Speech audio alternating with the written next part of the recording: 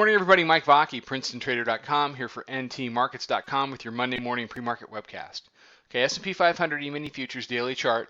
We had the news out of China, rate cut about 5:30 in the morning on Friday Eastern time, and that sent us up as high as 2072 quarter. We backed off at least some of that in the regular session, and we're trading a little bit higher here in the early. We're trading 66.5. What's most interesting is that during the night last night, we made a double bottom down at 61.5. Here's a 5-minute chart of Globex last night. You see the launch point here.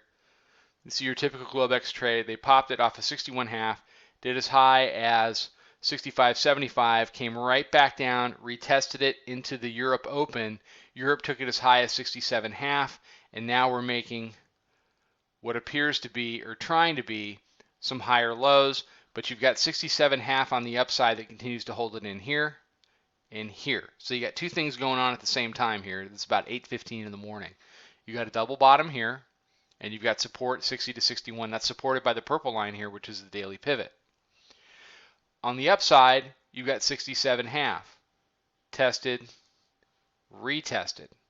So as long as we continue to make higher lows, then the advantage is going to be to the bulls, at least for the open today. Here's a little wider view. The bottom line is this: if you're a bull, you want to keep making new highs. You want to progress up to 2076 to 2078, which is what it's going to take to start to engage the upper Bollinger Band on the daily chart. If you're a bear, you want to get started by breaking the 60 to 61 area. You need to be careful that you don't turn 60 to 61 into a floor today. You already have floors at 20 to 21 and 35 to 36 that are already, those are tested, and they are floors until they break.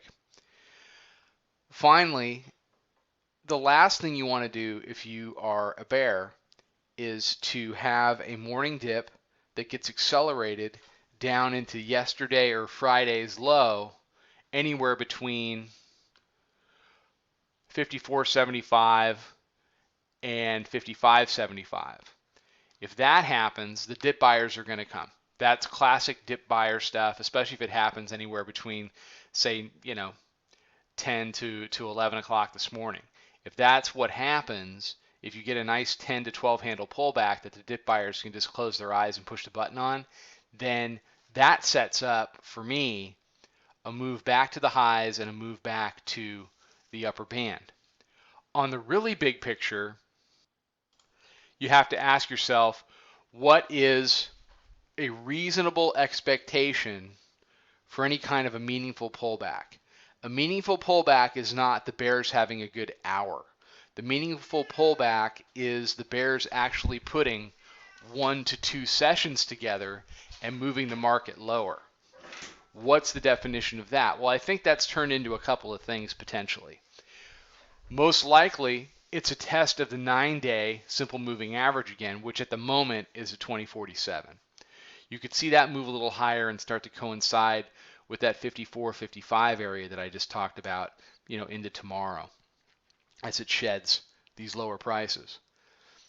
The other thing it could do, you've got the middle band here at 2026. That could migrate up into the 35 area. You could get a pullback that tests middle band. I fully expect a middle band test to hold in this environment.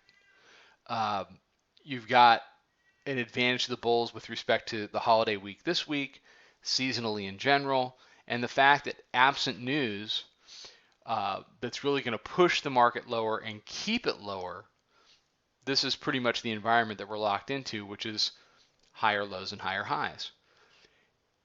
A move to the middle band that holds then absolutely gives fuel for a move to the upper band, and a move to the upper band at this point, or at that point rather, would be susceptible to potentially a band ride.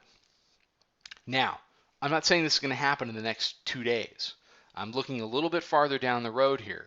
What I'm seeing is a Bollinger Bandwidth that was 12 that's now under 5 and continuing to drop. If the bands continue to tighten and we pull back to the middle band, which is only going to make them tighten more, and we bounce off the middle band and head back to highs, then the bandwidth is going to be in a position where it can ride. And if we do get some kind of a holiday, Santa, whatever you want to call it, whatever they call it on TV, I never watch that stuff, rally, that would be how that would come to pass, most likely, at least with on my stuff. Okay, everybody have a fantastic day. Follow us on Twitter at Princeton Trader. Come check out the website. Come check out the chat room. I'll be back tomorrow morning with another webcast. Trade them well, everybody.